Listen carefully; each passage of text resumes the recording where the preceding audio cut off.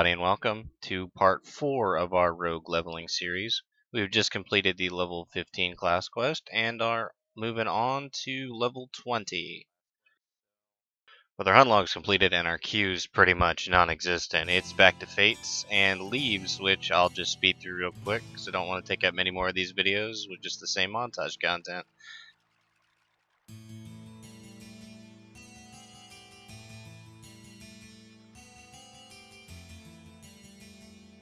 We were lucky enough to have a few quests lying around here that were level 15 and 16, so that's a little infusion of EXP that doesn't require grinding, which is always a good thing. If you do have quests left over, please feel free to do them. Going back to the Fate run, I will say the Rogue isn't exactly the world's most prolific mob tagger, so you will have to work a little bit for these large group Fates.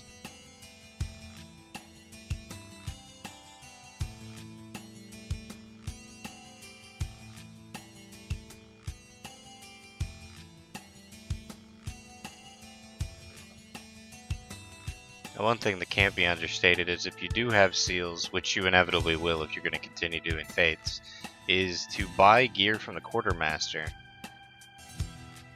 With the dungeon queues not popping, the only way to get decent gear upgrades consistently is to simply buy your gear. You can always trade it back for less seals later, and with the constant Fates, you're never going to be wanting for seals.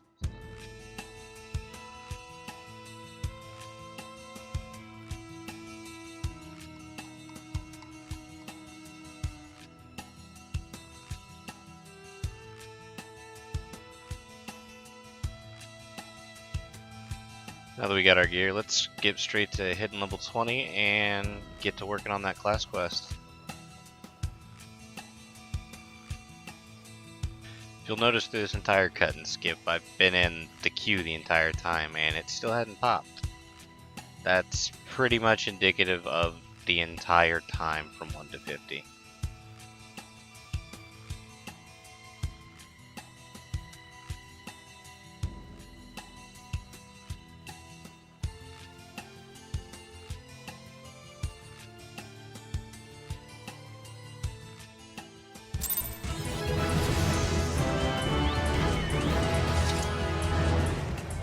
Level 20 unlocks a new hunt log as well as the class quest, so that's going to be exactly where we're headed.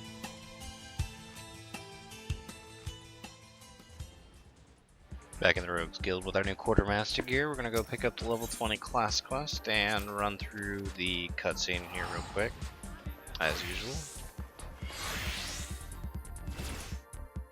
If you remember from last time, the Yellowjackets had challenged us to a collect 3 stolen treasures quest or be disbanded. So essentially we've been tracking down those items and we found the first one and it's time to go get it.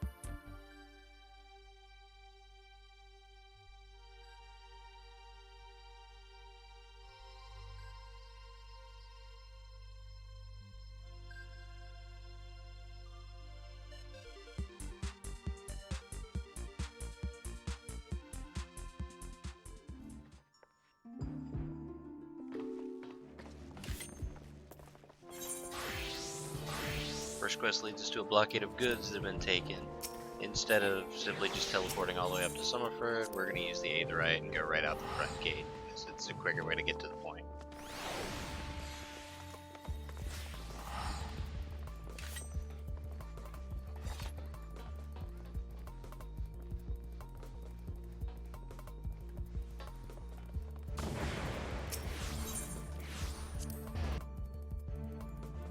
Efficiency in teleporting and moving is definitely going to save you more money in the long run, so be sure to always use the quickest route, the cheapest route.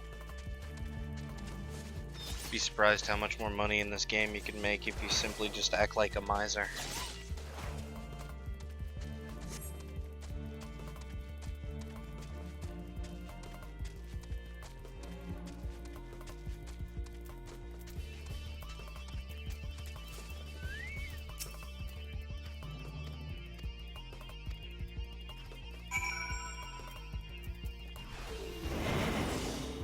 Another stealth section here, which is always nice to see as it adds a little bit of difference compared to the other class quests of run into mobs and fight them.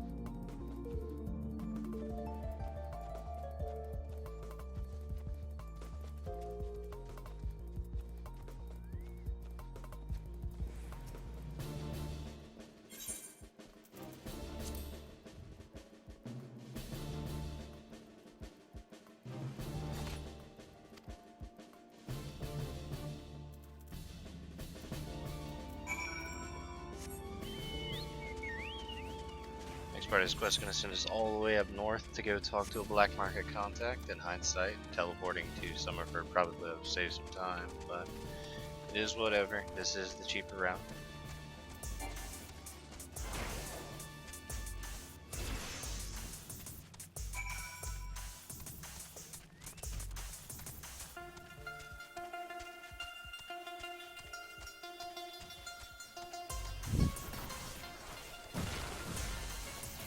Luckily for me, these class quests are in low-level zones, so I don't have to deviate too much to go check out shiny fates right now.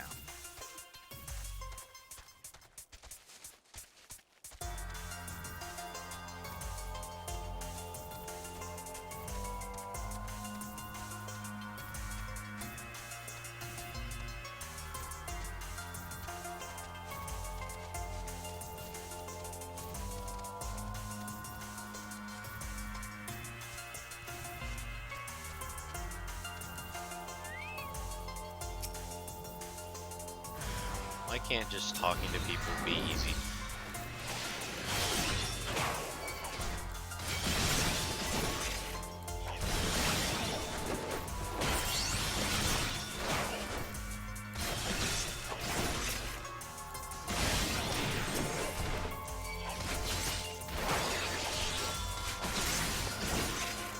This little skirmish is going to show off the weakness of the rogue early, lack of AoE, and durability issues.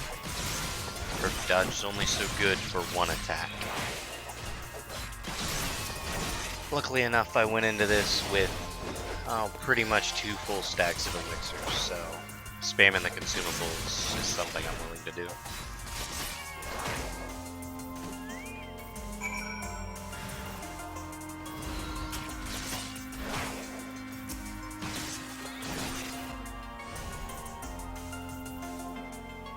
The old man is pretty much what you expect in a black market contact. He's kind of a dick, he only works for money, and is very cryptic.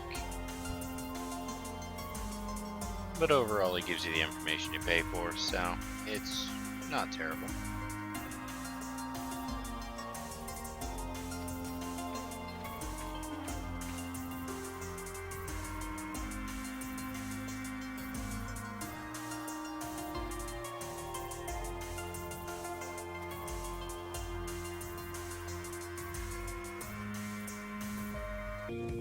After the old man has to say, we'll head back to the Rogues Guild and turn it in. But because I could never stay on task, the hunt log for Rogue pretty much has no dungeon mobs in it, which means you don't have to worry about the queue for finishing your hunt logs, which is great and nice streamline. I think the devs foresaw that everyone was going to be playing this class almost immediately and the queues were going to be enormous. So I do appreciate them looking out for us. And since we haven't seen a dungeon queue pop this entire time, that's probably a good thing.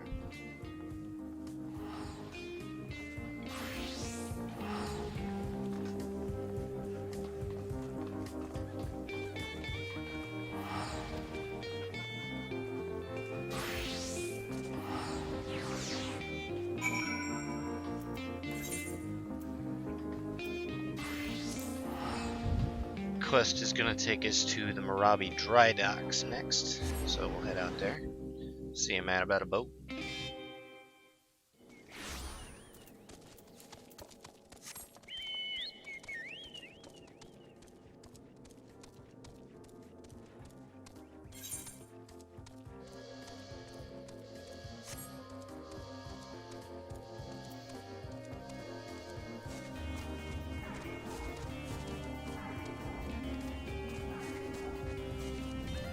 Of course, navigating this place is absolutely terrible.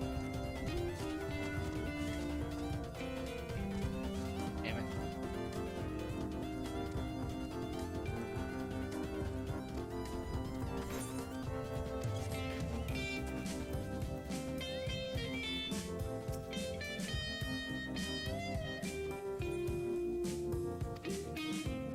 We were bound to fight on a pirate ship if we kept fighting pirates long enough, right?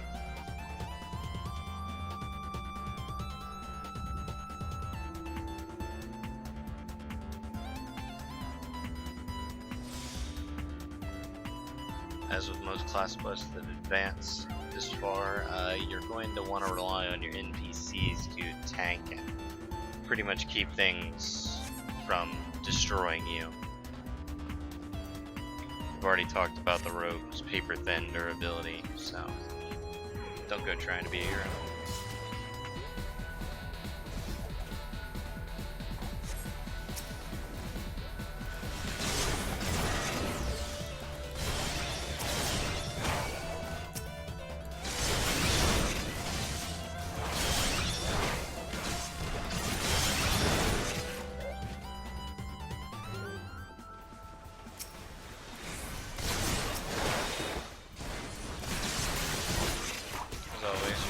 Find the healer bombs and take them out first. That's just smart sense. Of course, I'm not doing it right now because I'm an idiot.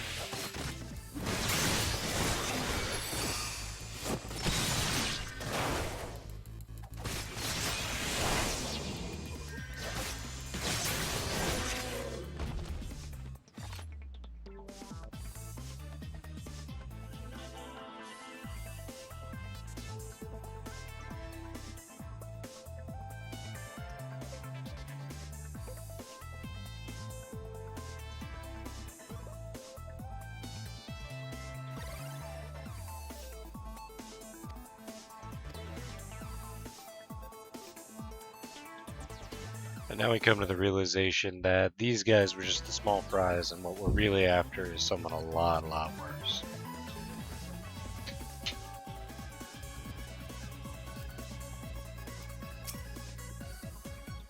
And with a name like the Bloody Executioners, the assumption, pirates with very big axes.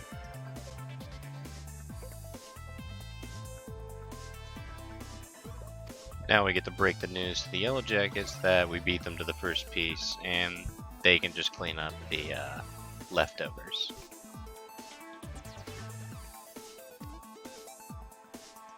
So this rivalry is really only one way, as Jack wants to actually work for the betterment of Limbs Elemental, while the Yellowjackets simply want to wipe out every trace of what pirates used to be.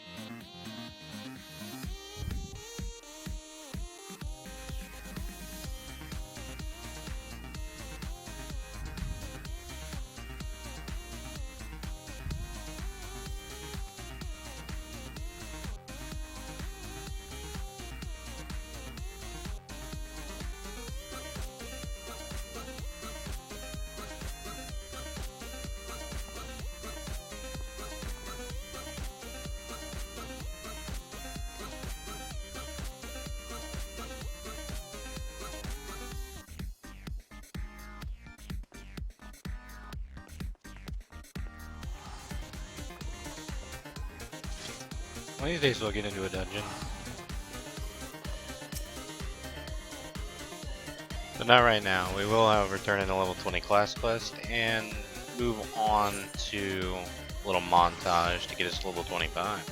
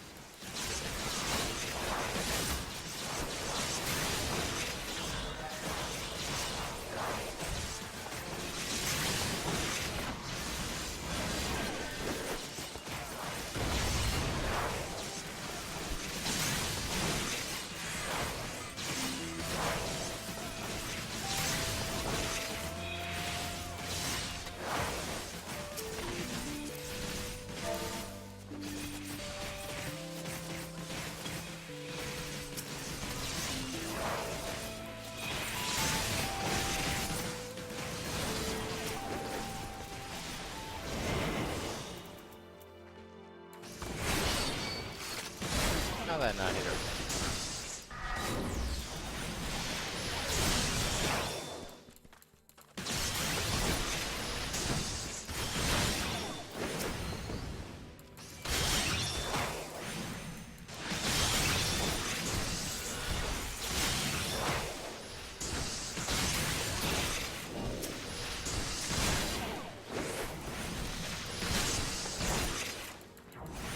Play long enough, eventually you find yourself at level 25 and ready for the next class quest, so we'll just get right to it.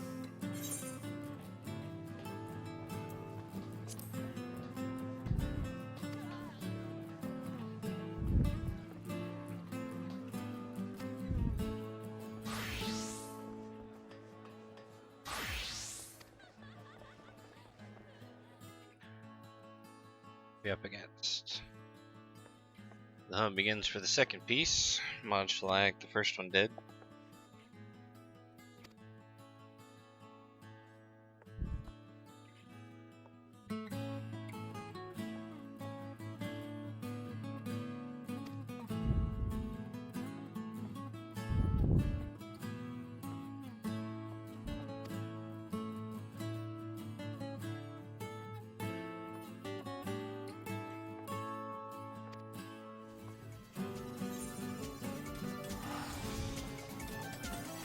Lower Lanosha sticks. Which means teleporting to my house in the mist is the quickest way. My house is really strategically placed. It's right next to the zone line, it's right next to a bell, it's right next to an aetheryte crystal, and it's right next to a market board.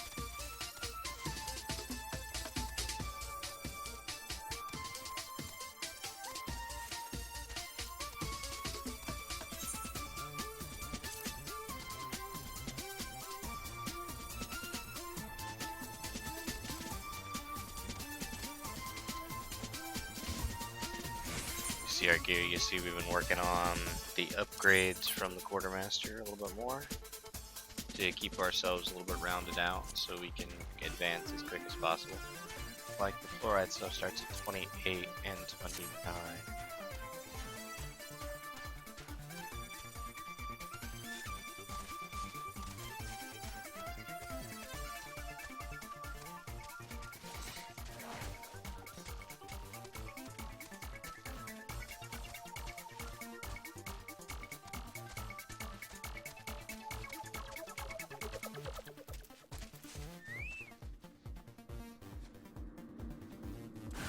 The old man does pick the silliest spots to hide, and you always gotta fight something around him.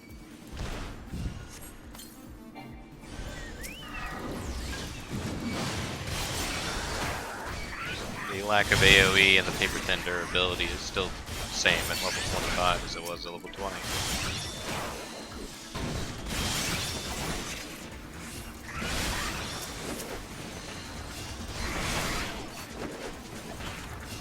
Though by this time I've all but given up on dungeon queues, so I have my Chocobo out with me.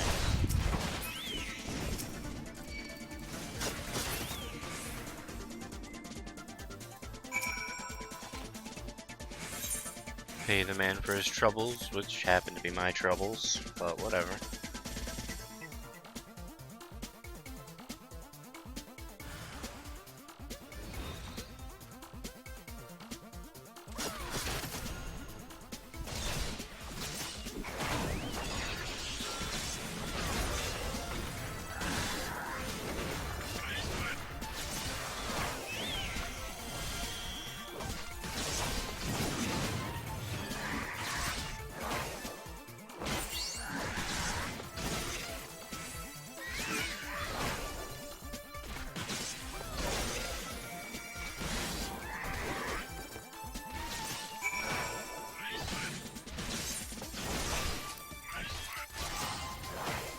Quest sends us back to the guild hall, which eventually sends us out to Costa del Sol.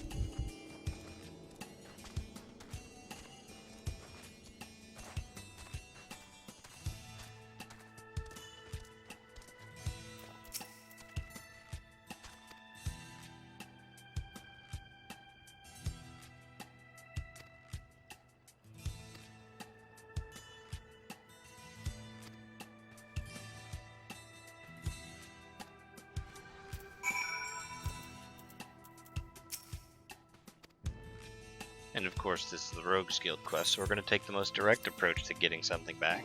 We're just going to go ahead and steal it.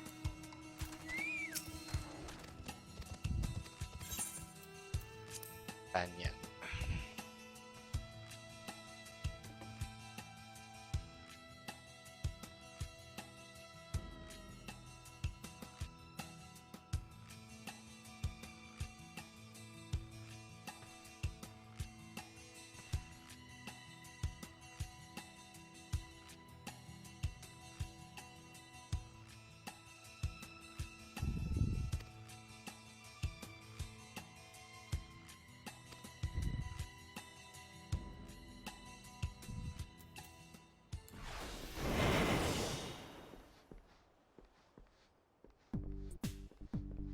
A lot less stealth in this approach though, as this class quest is more or less stab everything that moves.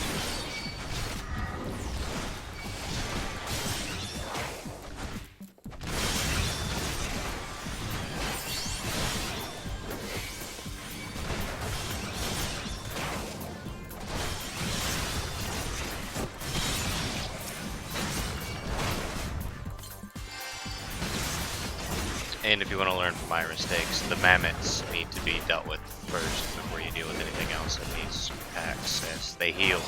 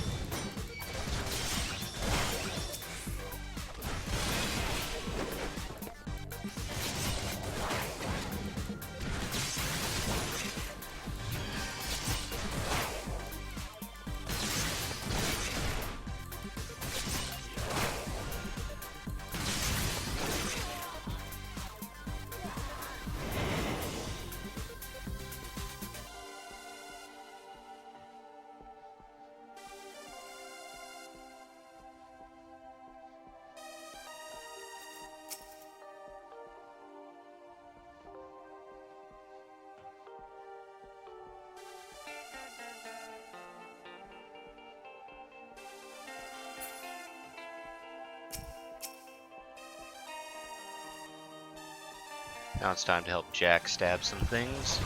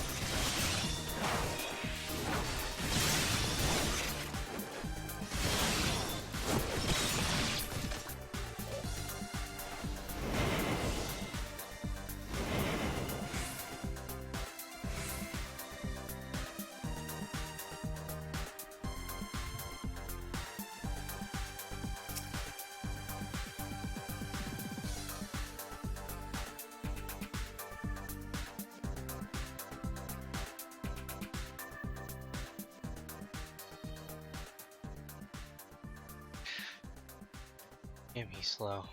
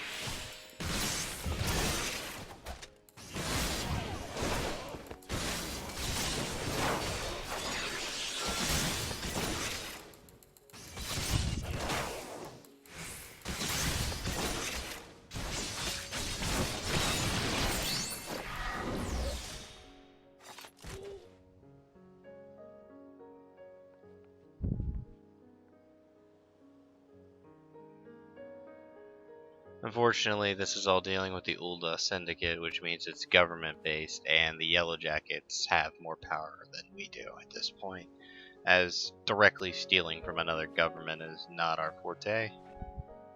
Doesn't stop Jack from wanting to stab the Lalafels, but we can't. And the Yellowjackets are going to get one up on us, so that puts the score at 1-1.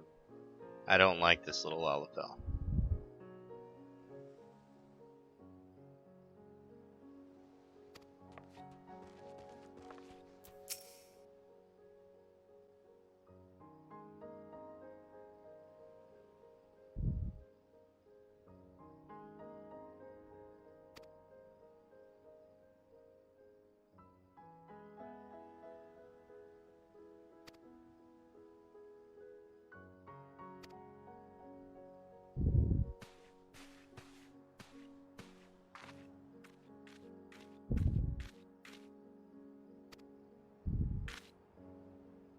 She's a cocky little bitch, but Jack seems unimpressed.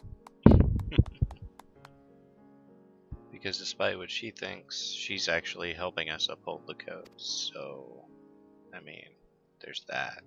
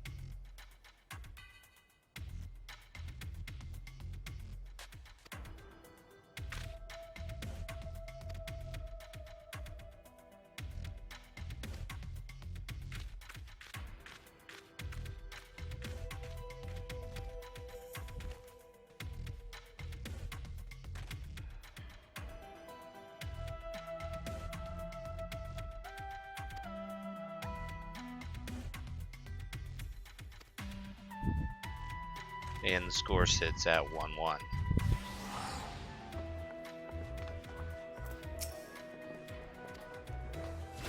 Thank you all for joining me for part 4 of our Rogue Ninja leveling series. As always, like and subscribe, and I hope to see you next time for level 30, which is pretty much what you've all been waiting for, right? Ninja.